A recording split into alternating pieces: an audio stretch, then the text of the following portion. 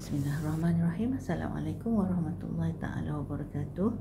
Semua pelajar-pelajar tingkatan 3 yang menonton video ini. Okey, so tahniah kerana berusaha untuk membetulkan kefahaman ataupun berusaha untuk meningkatkan kefahaman sains tingkatan 3 ya.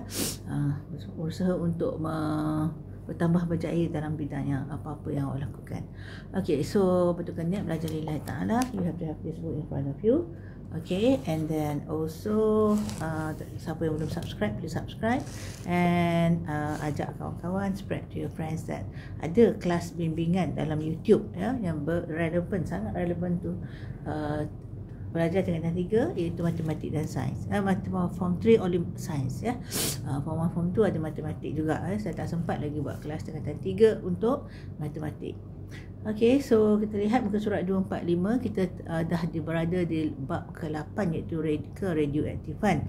Kita telah lihat tentang apa radioaktif, macam mana siapa yang jumpa, kemudian 3 jenis sinaran, X-ray, beta, gamma, alpha, beta, gamma, X-rays juga ya.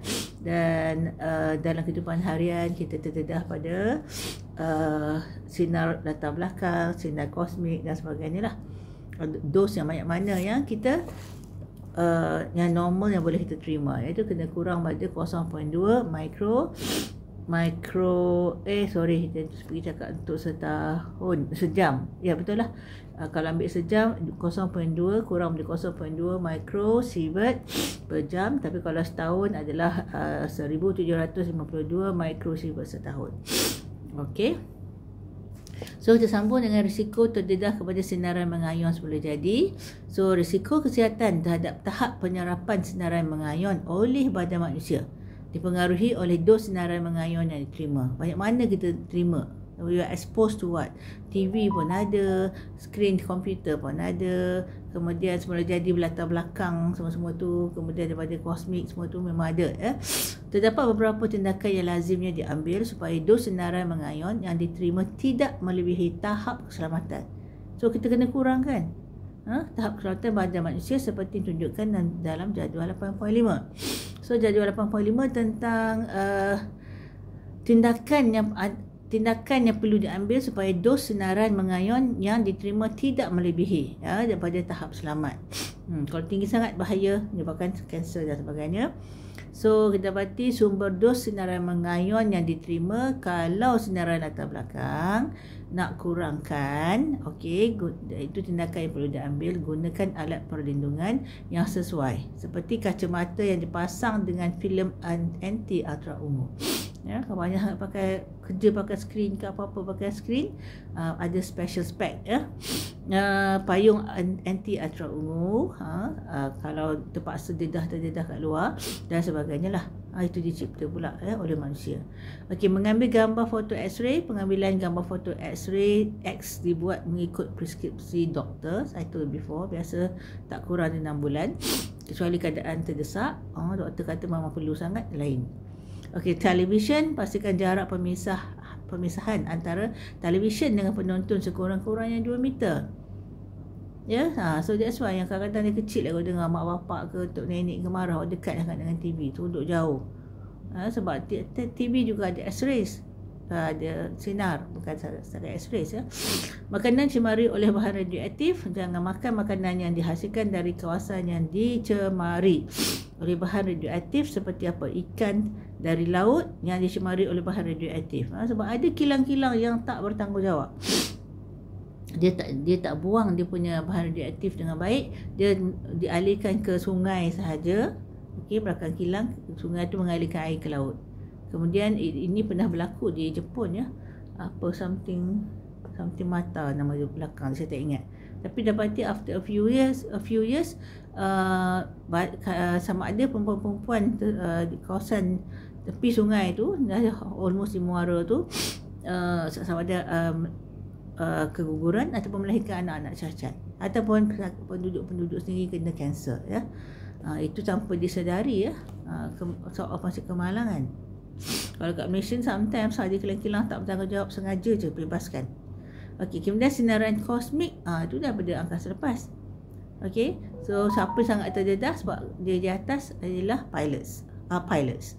Waktu bekerja, seorang juruterbang dihadkan untuk tempoh tertentu, jangan banyak sangat penerbangan kerana juruterbang terdedah pada sinaran kosmik. Okay, let's see info science about Mary and Irene Curie, adik-beradik pula. Husbandnya Mary and Pierre Curie. Ni adik-beradik dia, Mary and Irene Curie merupakan pasangan ibu anak perempuan. Bukan adik-beradik anak. Ibu anak perempuan yang tunggal, menerima 3 hadiah Nobel. Marie Curie menerima 2 hadiah Nobel, iaitu hadiah Nobel dalam fizik pada tahun 1903 dan hadiah Nobel dalam kimia dalam tahun 1911. Terror dia, fizik terror, chemistry pun terror. Irene Curie, anak perempuan Marie Curie, pula menerima hadiah Nobel dalam kimia, chemistry juga, pada tahun 1935 tanpa menyedari risiko terdedah kepada sinaran mengayon. Mereka mati kerana mengidap penyakit kanser yang disebabkan oleh pendedahan kepada sinaran gamma yang berlebihan dalam kajian mereka. Dapat hadiah Nobel dunia pun apa? Sampai mati menderita sakit dia tak tahan tu. Kan? So sini suruh aktiviti menginterpretasi data berkaitan risiko kesihatan. Okey, suruh buat secara kumpulan. Itu aktiviti yang patut buat kalau untuk meningkatkan meluaskan ilmu awak tentang radioaktif. Okey, buku surat 246, contoh tahap penyerapan sinaran mengayon yang melebihi tahap keselamatan dan tindakan yang perlu diambil. Okey, oleh sebab kebanyakan sinaran kosmik diserap oleh atmosfera. Dos sinaran kosmik di permukaan bumi lazimnya bernilai kurang daripada 0.2 microsievert per jam, iaitu pada aras normal atau aras selamat. Itu masa selamat. Sebaliknya, semakin tinggi dari permukaan bumi, semakin kuat sinaran kosmik yang diterima. Namakan satu contoh satu kejayaan dapat dikaitkan dengan tugas pada altitude tinggi. Jelas-jelas adalah pilot. Ataupun duduk di bangunan yang sangat tinggi pun bayangkan terdedah pada sinaran kosmik lebih banyak juruterbang pilot. Ahli kru udara seperti juruterbang gambar foto 8.3, pramugara dan pramugari lazimnya menerima dos sinaran kosmik yang melebihi tahap selamat. Mereka terdedah kepada sinaran kosmik yang kuat di dalam kapal terbang yang terbang pada altitude yang tinggi. Oleh sebab itu, waktu kerja mereka di udara dihadkan untuk tempoh tertentu. So you can answer this practice formative 8.3 dengan merujuk balik pada yang telah diajar di depan dalam bukunya sendiri, ataupun buku rujukan lain, ataupun sometimes Google je nowadays. Okey, kita masuk 8.4, kegunaan sinaran radioaktif. Dalam dia bahaya, digunakan juga dalam bidang tertentu. Okey, kita dapati sinaran radioaktif seperti sinar alfa, sinar beta dan sinar gamma digunakan dalam pelbagai bidang dalam kehidupan harian seperti yang berikut. First, dalam bidang archaeology atau geochronology. Okey, kita dapati karbon dioksida dalam udara terdiri daripada karbon 12 yang stabil biasa je, tak masalah, karbon dioksida biasa, dan karbon 14 yang radioaktif. Ada radioaktif dalam udara ni. Okey, oleh sebab karbon dioksida diserap dan dibebaskan oleh badan organisma yang hidup, peratus C14 dalam tisu organisma tidak berubah. So tak ada masalah walaupun ada radioaktif dalam udara. Dah Allah sediakan macam tu, badan kita boleh terima.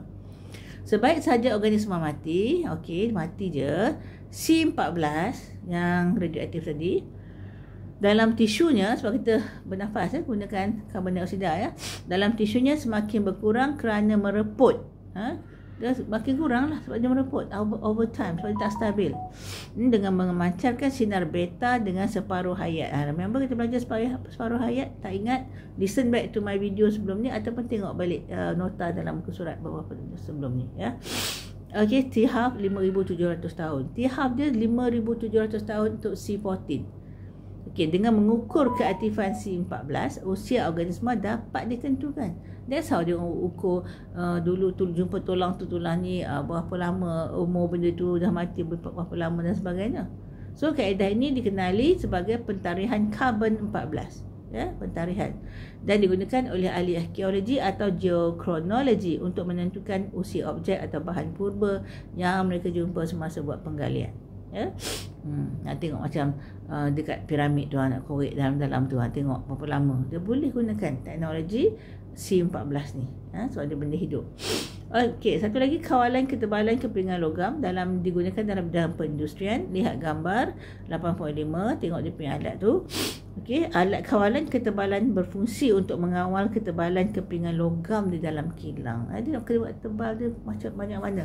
Tak boleh tebal sangat, nipis sangat. Nak buat tin dan sebagainya. Kepingan logam dilalukan di antara sumber sinar beta dengan alat pengesan sinar beta.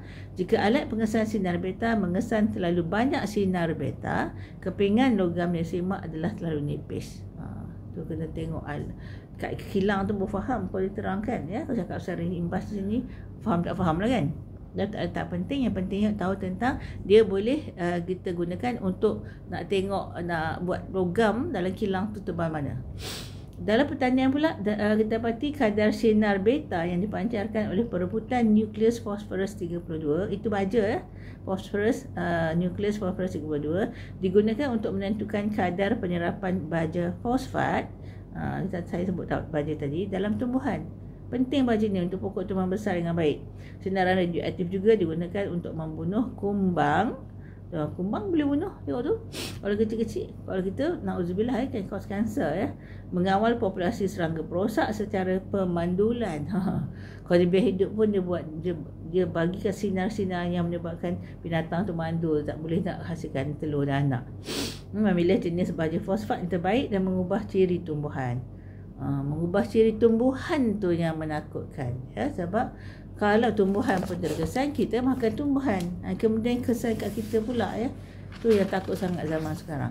Okey, kita lihat muka surat 248. Di segi pertahanan, radioaktif juga digunakan. So kita dapati bahan radioaktif boleh digunakan dalam bidang pertahanan seperti bom nuklear.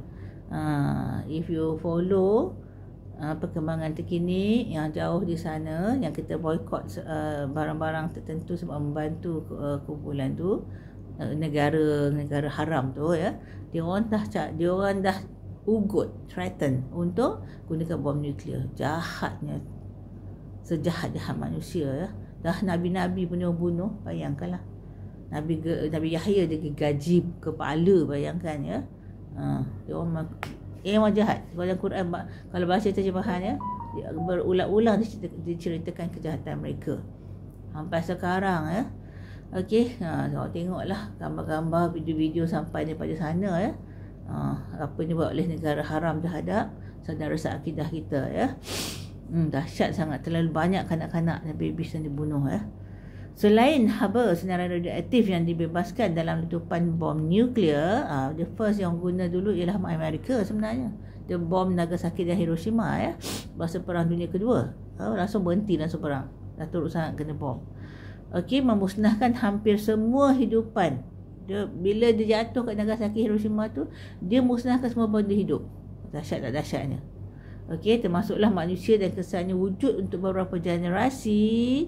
Kalau tak mati terus, kena kanser ataupun habis semualah. Lama ya, keturunan seterusnya, kesannya.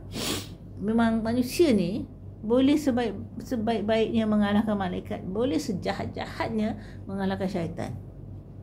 Kalau macam ni tengoklah, banyak-banyak manusia dibunuh tanpa rasa bersalah ya. Sekarang ni pun si setan tu kan, Yahoo dia menjerit, setan ya. Saya buat coding untuk sebut nama tu ya. Dia tak rasa apa-apa, bunuh berapa banyak kanak-kanak, wanita, orang tua, orang sakit, hospital habis kena bom, sekolah kena bom, tempat perlindungan kena bom, semua kena bom, untuk nak hapuskan kaum tu sebab dia nak ambil, dia nak curi terus tanah tu, dia cilok. Dia kata dia punya, padahal dah lah bertahun-tahun zaman dulu lagi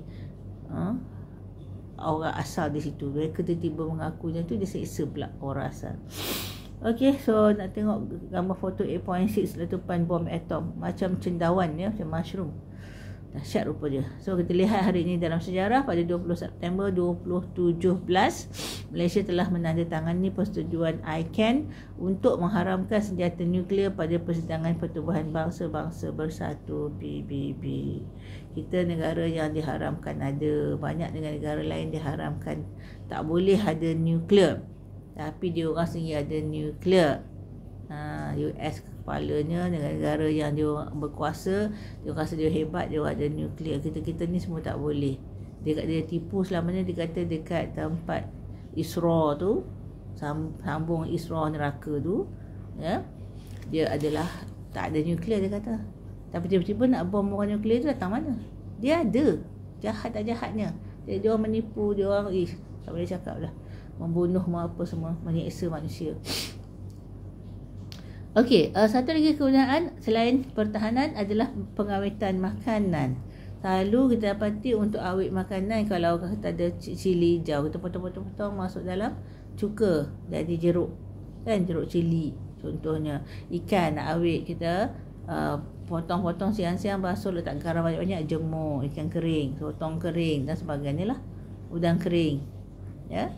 Sayur pun ada jeruk dan sebagainya. Tapi zaman sekarang ni dia orang guna radioaktif, ya. So dia akan ada simbol macam Rajah 8.13. Itu logo Radiura. Radiura nama dia, betul lah, Radiura. Okey, logo Radiura adalah Rajah 8.13, digunakan untuk melabel makanan yang diawet dengan sinaran radioaktif. Digunakan sinar gamma. Sinar gamma digunakan dalam pengawetan makanan seperti buah-buahan untuk membunuh bakteria dalam makanan berkenaan. Dulu-dulu kita keringkan, kita beli makan tamar kat Malaysia ni, kurma kat Malaysia ni dapat import daripada negara Arab, biasanya dia kering. Tapi sekarang ni kita dapat tengok tu gambar foto 8.7, kita nak makanan tu segar, banyak buah-buahan yang kita import daripada negara lain. Tapi ada tengok dekat label kat hijau yang dekat corner bawah, itu menunjukkan dia telah diawet dengan radioaktif. Kita kata nak kurangkan penggunaan radioaktif, tengok-tengok makanan kita makan pun dia awet dengan radioaktif. Takut lama-lama banyak menyebabkan masalah kesihatan, ya. Hanya Allah boleh lindung. Itu yang doa dalam Islam tu, Allah mabarik lana fi ma razaqtana wa qina azabannar. Ya Allah, berkatilah, Allah barik lana fi ma razaqtana, apa yang telah Engkau rezekikan, kan. Berkati supaya Allah lindung kita. Pada siapa lagi nak minta, kadang tak tahu pun. Tambah-tambah kalau orang-orang bukan Islam, dia orang nak mengenai orang Islam. Okey, segi perubatan pun kita dapati kita guna juga radioaktif sinar gamma dalam cesium-137 atau cobalt 60. Digunakan untuk apa? Untuk bunuh balik sel kanser yang disebabkan ketampak kanser sebab radioaktif. Dah dapat, terpaksa guna radioaktif balik untuk bunuh dia. Sinaran radioaktif juga digunakan untuk menentukan tempat bekuan darah dalam natrium 24. Natrium tu salah satu komponen untuk jadi unsur untuk jadi garam. Tapi natrium 24 ni dia adalah ada radioaktif, ya. So nak rawat tumor dalam otak dengan technetium 99, membasmi kuman dengan cobalt 60 dan merawat kelenjar thyroid dengan iodine 131. Dia guna balik untuk mengubat. Okay, so activity 8.5, you can try yourself untuk cari kemudian dalam kumpulan, kemudian pengenalian bahan radioaktif dan sisa bahan radioaktif dengan selamat dan sempurna, ya. So nak mengendalikan bahan radioaktif kena tahu cara. Kalau tidak macam Mary Pierre Curie dan anak dia, apa tadi, Irene, ya. Irene ke Iris Curie tadi? Apa nama anak dia? Irene Curie, ya. Mereka mati sebab kanser sebab masa tu dia orang buat kajian, benda tu baru, tu tak tahu yang itu bahaya. Ya, so lama-lama mati kanser. Dapat Nobel Prize pun tak guna. Apalah sangat hadiah kat dunia ni. Kalau dah mati besok, kalau tak masuk syurga tak ada apa. Kalau orang kafir kita dah tak tahu dah. Pada pandangan mata kita, dia kafir, dia masuk neraka. Tapi kita still tak tahu sebab yang Allah dia menentukan betul-betul yang masuk neraka, ya. Sebab sometimes ada ahli kitab, ya. Sebab apa saya kata macam tu? Sebab ada ahli kitab. Ahli kitab ni dia percaya juga pada Tuhan. Dalam kumpulan orang Yahudi dan orang-orang Nasrani, Kristian. Tapi bukan yang sekarang punya ni. Yang zaman dulu yang ortodoks, yang betul-betul percaya. Yang sekarang kebanyakannya dah mengarut dah. Sebab dia ubah kitab dia. Kitab Taurat, kitab Injil dia ubah. Kita orang Islam percaya kitab Injil, kitab Taurat, Nabi-Nabi yang sebelum kita. Dan paling yang kita kena ikut ialah Nabi Muhammad sallallahu alaihi wasallam, Quran. Quran dah penutup dah, tak boleh dah ambil yang dulu punya. Tapi ada juga yang tak terdedah pada Islam. Kalau dia ahli kitab. That's why kalau kita pergi kat Amerika ke England ke negara-negara bukan Islam yang ada Yahudi, makanan dia yang kosher tu boleh makan ya. Kita boleh makan. Sebab dia orang tak makan BABI. Ya. Dia orang pun sembelih dengan Tuhan. Bagi yang betul-betul beriman pada Allah. Yang kalau tengok Yahudi tu yang topi kecil tu. Tapi bukan Yahudi yang membunuh sekarang itu. Itu memang dah kafir dalam agama dia pun dia kafir. Dia memang kafir dah. Tak agama dia pun. Ni Yahudi tu betulnya dia punya ikut ajaran Taurat ya. Okey, pengendalian bahan radioaktif dan sisa bahan radioaktif dengan selamat dan sempurna. Kalau ingat cerita Godzilla, kau pernah tengok Godzilla ya? Cerita filem ya, itu adalah tentang mutation atau perubahan binatang menjadi sangat besar. Kononnya biawak ya, dia jadi besar. Okey, jadi besar sampai dia attack balik manusia. Godzilla, if you ever watch the film ya, sebab filem tu dijadikan filem selepas berlakunya beberapa kebocoran nuclear reactor kilang nuklear berlaku dekat mana, dekat Chernobyl. Chernobyl adalah di Rusia ya, kemudian di Bhopal di India. Tengok dia orang ada, yang kafir boleh ada. Kemudian di mana, Chernobyl, Bhopal, mana lagi dulu yang berlaku, dah lama tahun 1980-an ya, berlaku kebocoran. So dia dapati katakan kawasan dekat Chernobyl tu dia, ada saintis jumpa cacing tu daripada saiz kecil lagi besar. So from there dia buat science fiction ya, macam khayalan ya, filem khayalan sains tentang jadi besar sangat biawak jadi Godzilla ya, boleh duduk laut pula tu. So masa tu memang masalahnya bila dia orang dah guna nuclear reactor, dia orang ada bahan sisa, tak tahu nak buang mana, dia orang buang kat laut Atlantik masa tu ya. Saya ingat lagi dia keluar dekat TV zaman dulu ya, dekat berita ya, pencinta-pencinta alam ni, dia orang terus pergi bersampan kepung kapal yang nak buang tu. So kononnya sisa radioaktif tu menyebabkan biawak tu sangat besar dan attack manusia balik. Walaupun fiction, tapi daripada scientific punya findings memang boleh, memang besar. Kalau biasa tengok masa kecil, tak tahu zaman nak tengok ke tak, Teenage Mutant Ninja Turtle. Mutant tu dia berubah So Teenage Mutant Ninja Turtle, dia asal-asal turtle, dia ninja. Berapalah kartun tu. Tapi itulah contohnya kesan nuklear kononnya. Okey, kita lihat langkah keselamatan. Yang pertama, menyimpan sumber radioaktif atau sisa radioaktif di dalam kotak berdinding plumbum yang tebal. Kalau sikit dia pun dia kena 10 mm ya, ataupun 6 inci kotak tu plumbum tu. Punyalah kuat, sebab itu boleh supaya dia sekat gamma. Sebab alpha dengan beta, okey, alpha kita bati kertas boleh sekat dah. Beta tak tebal sangat kan. Cuba tengok balik kalau tak ingat. Beta apa? Beta apa ya?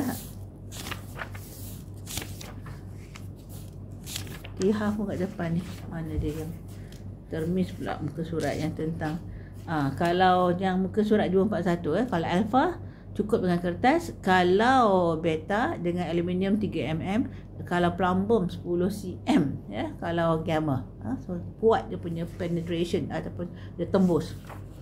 Okey, kemudian kita turun ke bawah, memakai pakaian perlindungan yang sesuai untuk mengendalikan bahan radioaktif. Kalau orang yang kerja dekat kilang radioaktif, dia memang kena pakai macam ni lah, macam spacesuit kan. Kemudian pembuangan sisa radioaktif dilakukan dengan selamat dan sempurna. Yang saya cerita dia orang France punya, dia buang dekat laut dulu ya. Yang konon-konon jadi Godzilla tu. Ke kanan pula, mengesan dos sinaran radioaktif yang diserap ke dalam badan dengan alat pengesan seperti lencana sinaran ya. Bagi pekerja kat kawasan nuklear, kita ada sedikit tempat kajian nuklear dekat UKM kat Bangi ya. Dia orang tak bis bila dia orang nak buat kajian, tentulah langkah keselamatan sangat tinggi. Bila dia orang masuk dekat tempat tu, dia orang terpaksa ada lencana ni ya, untuk mengesan banyak mana. Kalau banyak sangat tak boleh masuk ya. Okey, kemudian bila nak buat eksperimen macam gambar atas pula, tangan robotik digunakan untuk mengendalikan bahan radioaktif dengan selamat. Dia orang tu tengok dari luar je, bukannya dia guna tangan dia guna tangan robotik. Dan ke atas tengah-tengah bahan radioaktif diadang dengan kepingan plumbum yang tebal supaya saya sebut tadi sama dengan menyimpan sumber tadi, pastikan dia punya gamma tak tembusi ya, kena tebal sangat. Kalau tembusi nanti tinggi pula dos yang orang yang dekat tu kena ya.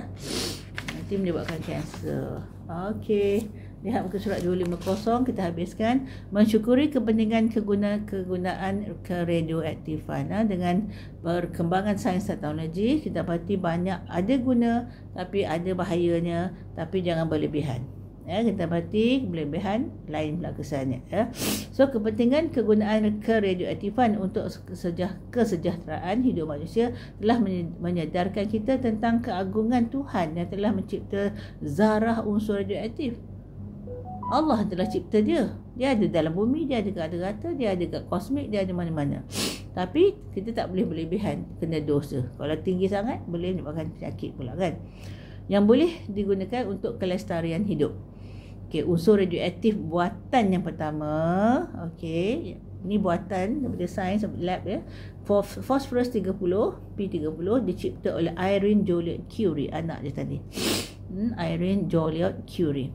Anak perempuan Marie Curie. Sejak tahun 1934, banyak unsur radioaktif buatan telah dihasilkan oleh ahli sains. Namun begitu, unsur radioaktif buatan tidak dapat dihasilkan tanpa unsur ciptaan Tuhan. Tak boleh dicipta sendiri tanpa ada apa-apa. Dia kena ambil radioaktif yang Allah cipta, yang ada dalam bumi, ada kat mana tu, baru dia buat yang buatan punya. Okey, so tak boleh nak buat ya. Tak mampu otak manusia. Tak mampu. Nak buat jambatan apa, dia tengoklah macam mana tapak kaki haiwan ke, ada acing supaya dia strong contohnya.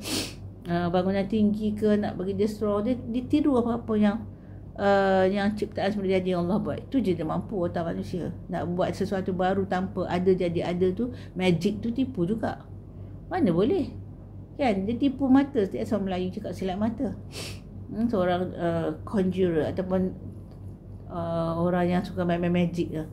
Dia buka topi dia, tiba-tiba keluar arnab lah apalah. Tu semua tak boleh berlaku tanpa izin Allah. Sama juga awak suka tengok Harry Potter, magic semua tu.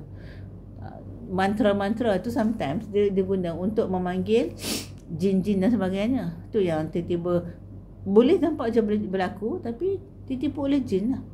Sebab sihir adalah penipuan mata, ilusi ya. Sebab zaman Nabi Musa kan, kalau kita tengok macam mana bila Fir'aun nak tunjuk dia hebat, dia panggil semua tukang sihir dia, suruh tengok tengah-tengah lapangan tempat orang tengok, dia orang baling tali, baling kad tongkat, baling macam-macam jadi ular. Tapi itu cuma ilusi, khayalan mata, nampak macam betul, magic. Tapi bila Allah suruh Nabi Musa buang tongkat dia menjadi seekor ular yang sangat besar, yang betul-betul ular, bukannya mainan. Dia telan semua tali-tali dan juga tongkat-tongkat yang seolah-olah ular tadi. Itu menyebabkan tukang ahli sihir semua sujud.